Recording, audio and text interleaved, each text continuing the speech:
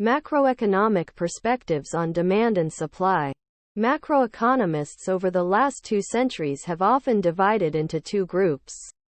Those who argue that supply is the most important determinant of the size of the macroeconomy while demand just tags along. And those who argue that demand is the most important factor in the size of the macroeconomy while supply just tags along.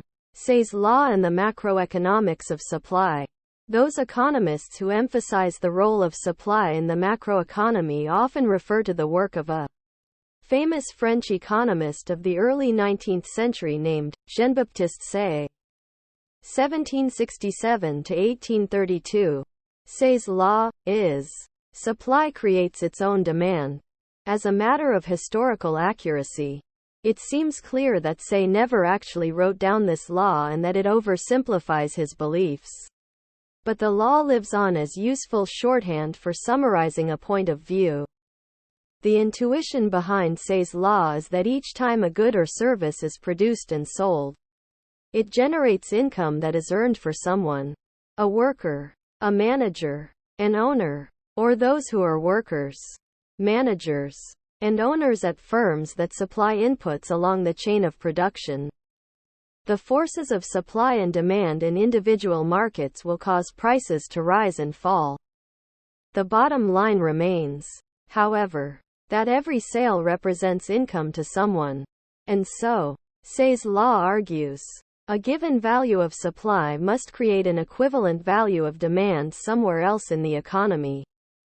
Because Jean-Baptiste Say, Adam Smith, and other economists writing around the turn of the 19th century who discussed this view were known as classical economists.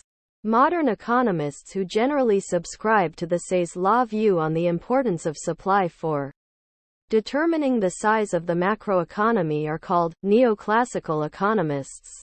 If supply always creates exactly enough demand at the macroeconomic level, then, as Say himself recognized, it is hard to understand why periods of recession and high unemployment should ever occur.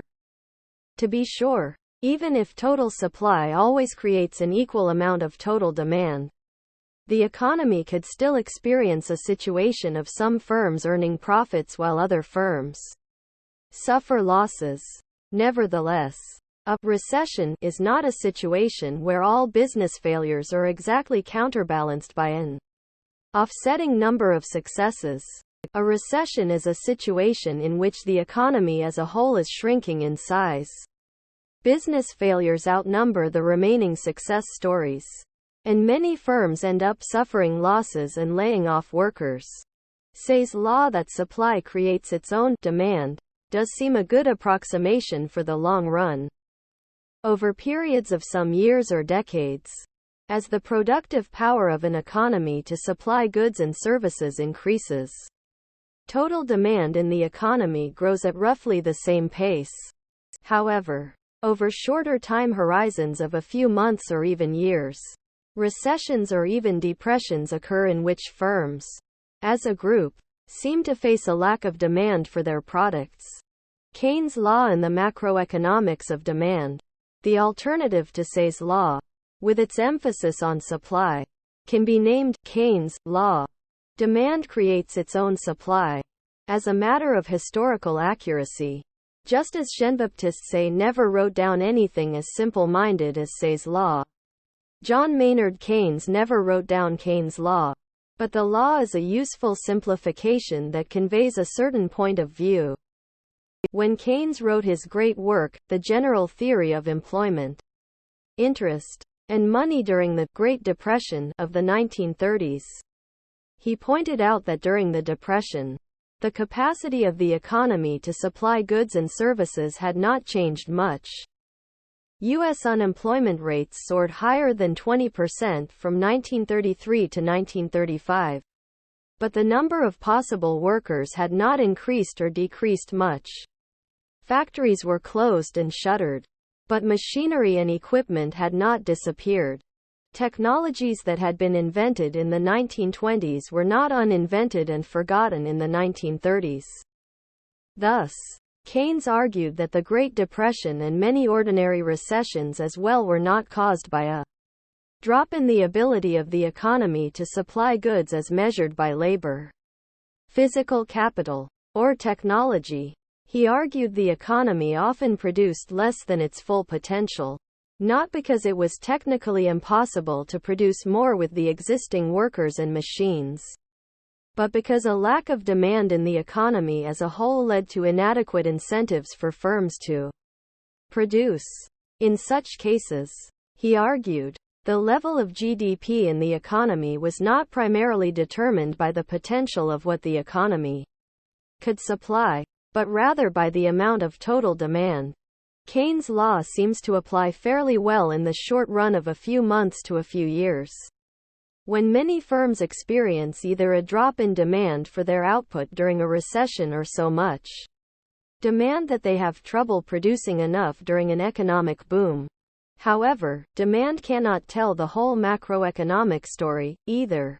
After all, if demand was all that mattered at the macroeconomic level, then the government could make the economy as large as it wanted just by pumping up total demand through a large increase in the government spending component or by legislating large tax cuts to push up the consumption component. Economies do, however, face genuine limits to how much they can produce, limits determined by the quantity of labor, physical capital, technology, and the institutional and market structures that bring these factors of production together. These constraints on what an economy can supply at the macroeconomic level do not disappear just because of an increase in demand. Combining supply and demand in macroeconomics. Two insights emerge from this overview of Say's law with its emphasis on macroeconomic supply and Keynes' law with its emphasis on macroeconomic demand. The first conclusion, which is not exactly a hot news flash, is that an economic approach focused only on the supply side or only on the demand side can be only a partial success. Both supply and demand need to be taken into account. The second conclusion is that since Keynes' law applies more accurately in the short run and Say's law applies more accurately in the long run, the trade-offs and connections between the three goals of macroeconomics may be different in the short run and the long run. Key concepts and summary. Neoclassical economists emphasize Say's law, which holds that supply creates its own demand. Keynesian economists emphasize Keynes' law, which holds that demand creates its own supply. Many mainstream economists take a Keynesian perspective, emphasizing the importance of aggregate demand for the short run, and a neoclassical perspective, emphasizing the importance of aggregate supply for the long run. Thank you for watching BookTube channel. Make sure to smash the like and subscribe buttons to receive notifications about new contents.